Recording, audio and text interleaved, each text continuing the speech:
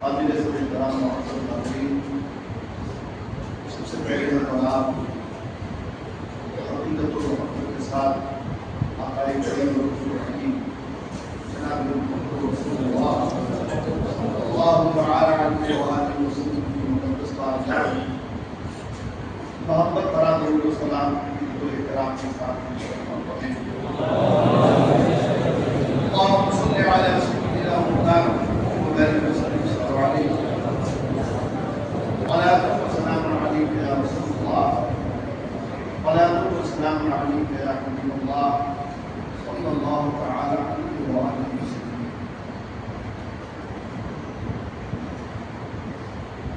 گزشتہ جمعہ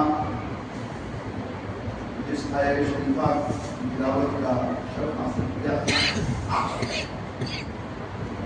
اسی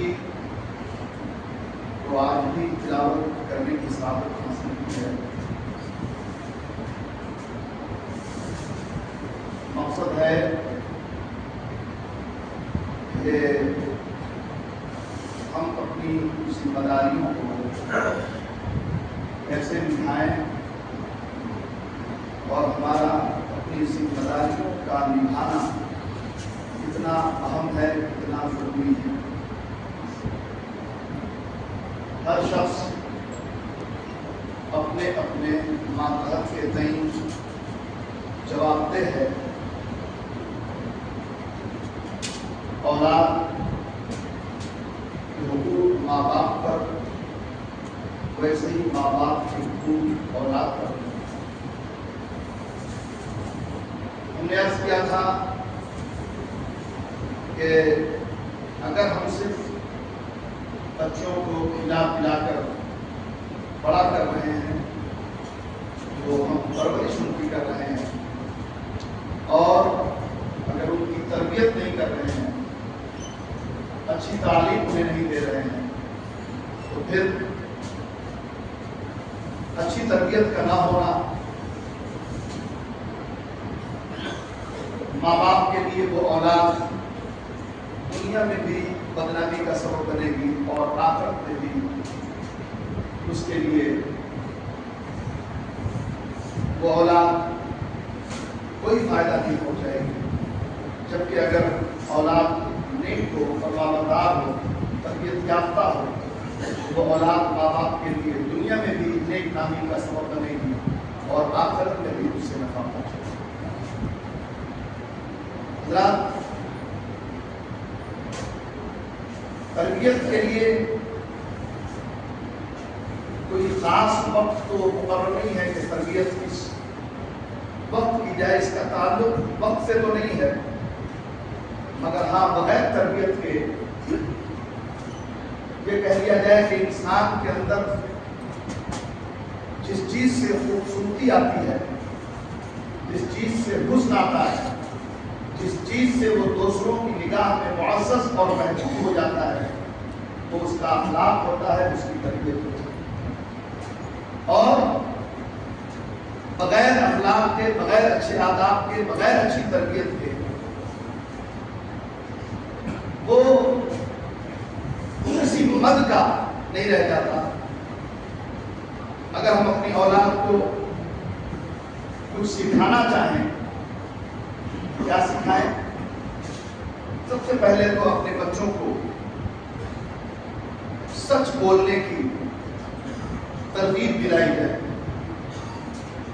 کہ بچہ ہر حال میں سچ بولنے والا، سچ کے فائدے بتائے جائیں، سچ اللہ کو کس قدر پسند ہے یہ بتایا جائے۔ جب بچہ سچ بولنے والا ہوگا، ہر حال میں سچ کو پسند کرنے والا ہوگا، تو اب وہ خطرہ کہ جب بچہ آپ سے دور ہوتا ہے، جس وقت وہ آپ کی نظروں سے اوجھل ہوتا ہے، اس درمیان کی باتیں بھی اگر آپ اس سے پوچھیں گے تو وہ سچ سچ بیان کرے گا کہ میں اس وقت کہاں تھا، کس کام میں مصروف تھا، کس لیے تھا۔ کیونکہ وہ بچے کو سچ بولنے کی عادت ہے، وہ جھوٹ کی ملاوٹ نہیں کرے گا، تو یہ خطرہ زیادہ رہے گا کہ اب وہ بچہ آپ کے پاس آ کر جھوٹ بول رہا ہے کہ سچ بول رہا ہے، چونکہ آپ نے اس کی سرشت میں، اس کی تربیت میں سچ کو داخل کر دیا ہے، وہ سچ کو پسند کرتا ہے، سچ کے آپ نے اس کو فائدے بیان کر دیے ہیں، وہ جو سچ بولے گا تو آپ کو اس کا فائدہ نظر آئے گا۔ بات یہ ہے کہ سچ بولنے کے لیے، بچے کو سچ کی رغبت دلانے کے لیے، سچ کا شوق دلانے کے لیے ضروری یہ ہے کہ سچ ابھی بولے۔ ماں باپ کا بھی سچ بولنا ضروری ہے، ورنہ ماں باپ گھر میں رہ کر اگر اپنے بچے کو یہ بتائیں دروازے پر دستک دینے والے کو کہ بیٹا جا کے کہہ دو ابو گھر پر نہیں، تو اس سے تو سچ کا بول بالا نہیں ہونے والا، بچے کے اندر سچ کی عادت نہیں آنے والی۔ بچے کے ساتھ آپ کہیں موجود ہیں، آپ کے پاس فون آیا، آپ نے کہہ دیا میں اس وقت فلاں جگہ ہوں، بچہ آپ کی باتوں کو سن رہا ہے کہ ابو تو گھر پر ہے اور فون پر یہ بتا رہے ہیں کہ میں فلاں جگہ ہوں، تو اس سے تو بچے کی تربیت نہیں ہونے والی، اس سے تو بچے کو سچ سے پیار نہیں ہونے والا، سچ کی عادت نہیں پڑنے والی۔ تو اس کے لیے ضرورت اس بات کی ہے کہ ماں باپ بھی سچ بولے، ہر حال میں سچ بولنے کی عادت ڈالیں، سچ کو پسند کریں، اور پھر بچے کو بھی سچ کا شوق ہے، کیونکہ جو بچوں کی جو عمر ہوتی ہے وہ سیکھنے کی ہوتی ہے۔ بچے دیکھ کر جس قدر تیزی سے کوئی چیز سیکھتے ہیں، آپ شاید پڑھا کر اتنی تیزی سے انہیں ان چیزوں کو نہیں سکھا سکتے جس قدر وہ دیکھ کر سیکھ پاتے۔ سچ بولنے کی عادت یہ بچے کی اچھی تربیت اور بچے کو کامیاب بنانے کا ایک اہم راز ہے۔ اور اس کے بعد بچے کو نماز کا شوق، نماز کا شوق بھی آپ کو دلانا ہوگا، کیونکہ جب بچہ نماز کا شوق رکھے گا تو نماز کا شوق اسے کئی کامیابی، اسے کامیاب آدمی بنانے میں بہت معاون ہوگی، کیونکہ نماز پڑھنے والا ناپاک نہیں ہوگا، نماز پڑھنے والا وقت کا پابند ہوگا، نماز پڑھنے والا گندی باتوں سے اپنے آپ کو بچانے کی کوشش کرے گا، نماز پڑھنے والا جو ہوگا وقت کا پابند، لباس ستھرا، تن ستھرا۔ اللہ تعالیٰ جب تن ستھرا اور لباس ستھرا تو اللہ اس کی برکت سے اور نماز کی برکت سے من بھی ستھرا کرے گا، دل بھی اچھا کر دے گا، کیونکہ جو بے نمازی ہوتا ہے وہ ناپاک لباس بھی پہن کر ٹہلتا پھرتا رہتا ہے، جو بے نمازی ہوتا ہے وہ ناپاک ہی گھومتا رہتا ہے۔ بڑے افسوس کے ساتھ یہ عرض کرنا پڑ رہا ہے کہ بہتوں کو اگر نماز کی دعوت پیش کی جائے تو وہ بیچارے اپنی ناپاکی کو سبب بتاتے ہیں نماز نہ پڑھنے کا، لباس ناپاک ہے، کبھی کہتے ہیں خود ناپاک۔ سوچیں ذرا کہ ان کو اگر ناپاکی سے پاکی اختیار کرنے میں کتنی دیر کا وقت لگے گا، کتنا وقت لگے گا، لباس بدلنے میں اور انہیں پاک ہونے میں کتنا وقت چاہیے، جبکہ انہیں یا ہمیں کسی کو بھی اپنی موت کا وقت پتہ نہیں ہے، موت کب آئے گی نہیں معلوم، لیکن صاحب لباس اور خود ناپاک ٹہل رہے ہیں۔ تو اگر بچے کو نماز کی رغبت دلائیں گے تو نماز کی برکت سے وہ پاک و صاف رہنا سیکھ جائے گا، وقت کا پابند ہو جائے گا۔ لیکن اس نماز کی بھی دعوت، اس نماز کا بھی شوق اپنے بچے کو تب دلا پائیں گے جبکہ ماں باپ بھی نماز کے عادی ہوں گے، نماز پڑھنے والے ہوں گے، کیونکہ خود نہ نماز پڑھ کے اگر بچوں کو دعوت پیش کی جائے تو میں نے پہلے ہی ایک دعویٰ کیا کہ بچہ جو ہوتا ہوا دیکھ کر سیکھتا ہے، آپ کے عمل کو جو دیکھ کر سیکھتا ہے وہ بہت زیادہ پڑھانے سے بھی سیکھ نہیں پاتا۔ تو یہاں والدین کی بھی اہم ذمہ داریاں ہیں، خود والدین سچ بولیں، بچوں کو بھی سچ کا شوق دلائیں، خود ماں باپ نمازوں کے پابند ہوں، اپنے بچوں کو بھی نماز کا پابند کریں۔ صرف یہ نہیں کہ بعد جاؤ نماز پڑھو، نہیں، آپ کو بھی ساتھ میں آنا ہوگا۔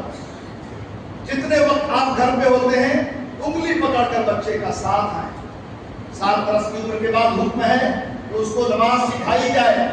10 سال کے بعد اس پر زور دیا جائے کہ وہ نماز کا پابند ہو. اور نماز صرف ایسے نہیں وہ کھڑا ہوا کب رکوع میں گیا کب سجدے میں گیا کچھ معلوم ہی نہیں, جیسے ہمارے بہت سارے بڑے بزرگ بھی پڑھتے ہیں.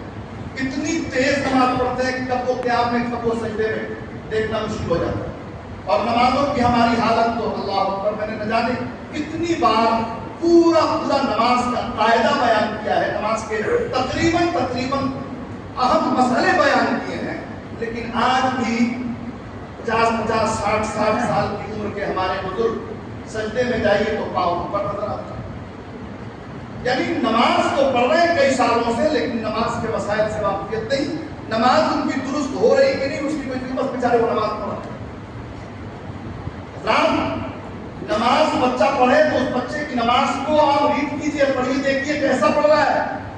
ایسا تو نہیں کہ وہ بس ابھی کھڑا تھا ابھی رکوع میں چلا گیا, ابھی رکوع میں گیا ابھی سجدے میں چلا گیا. اس سے کہو بچے نماز کو بہت ٹھہر کر پڑھنے کا حکم ہے.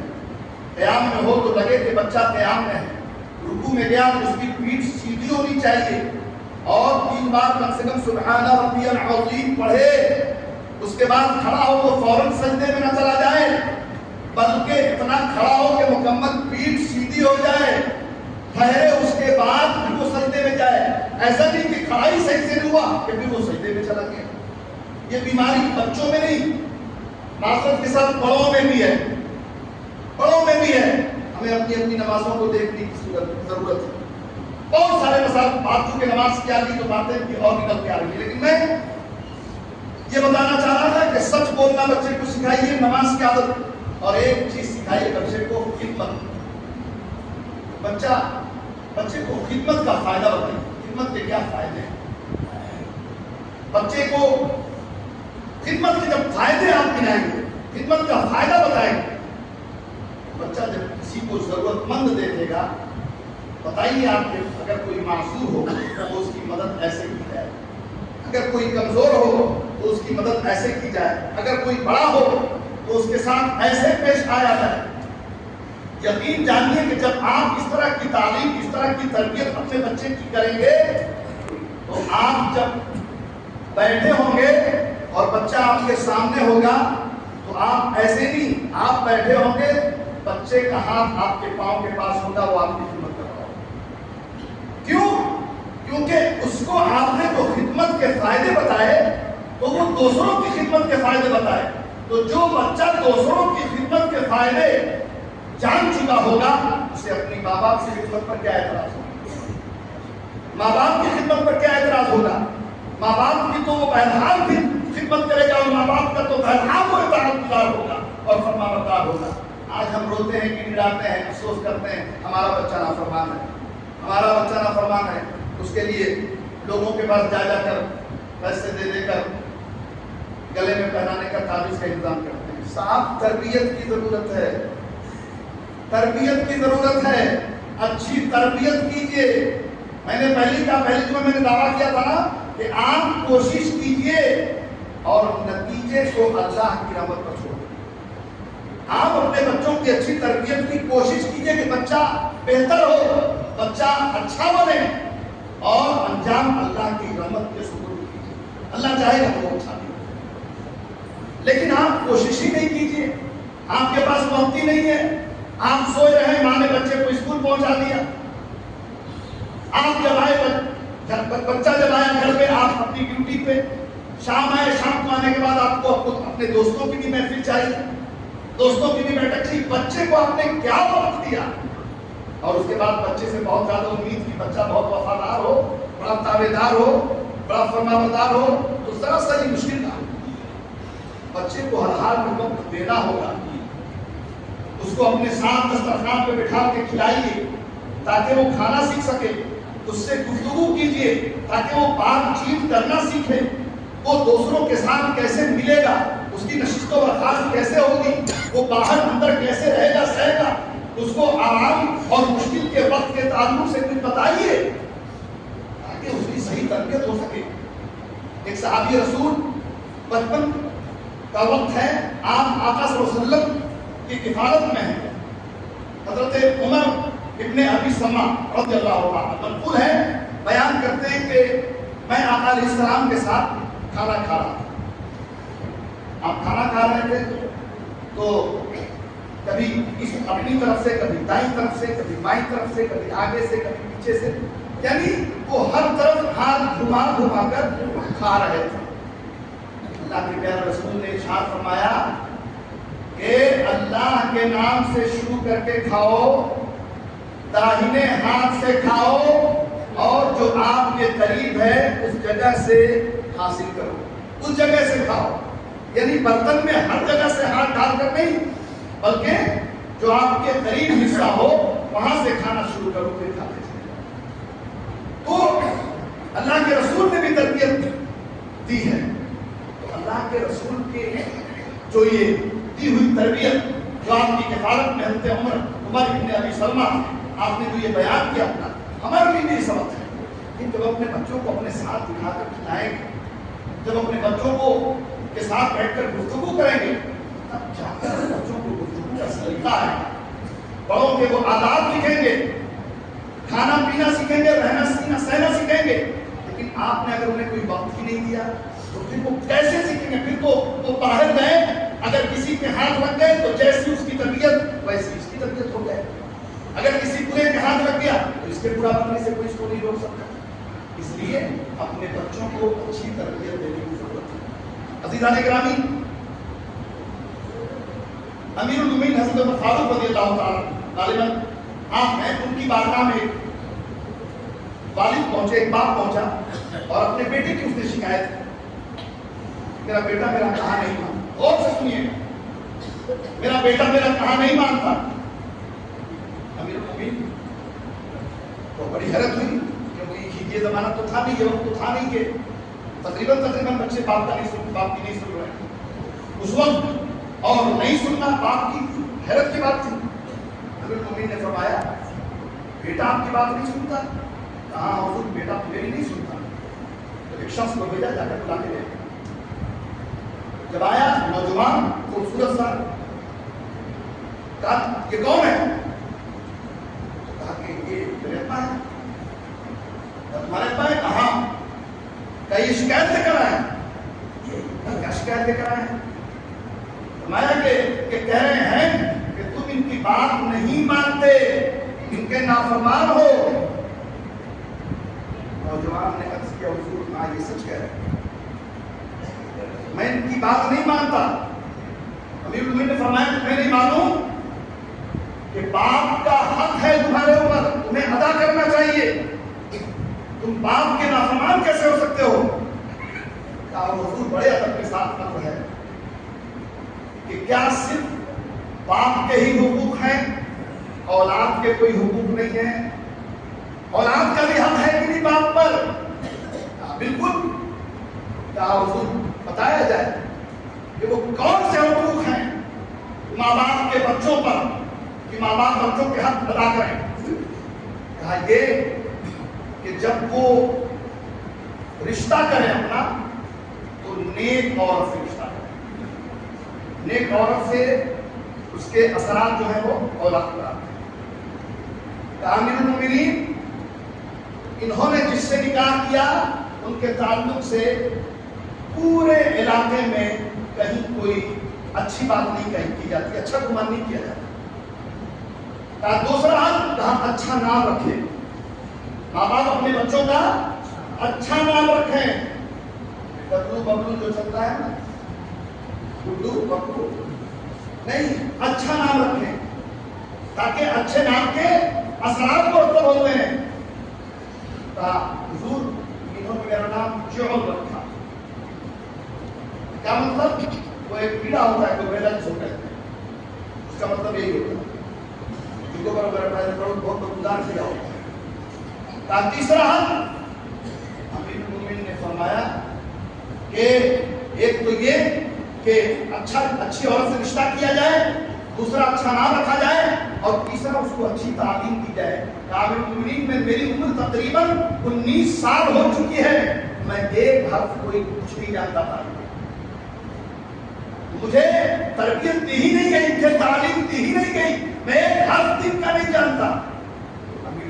ناراض ہوئے اور فرمایا کہ سنو، تم نے تو اپنے بچے کے حق ادا ہی نہ کیے، تو تمہیں کیسے یہ امید ہو گئی کہ تمہاری اولاد تمہارا حق ادا کرے گی؟ چلو یہاں سے نکل جاؤ، پہلے تم اپنے بچے کا حق ادا کرو، اس کے بعد تمہاری کی بات ہے۔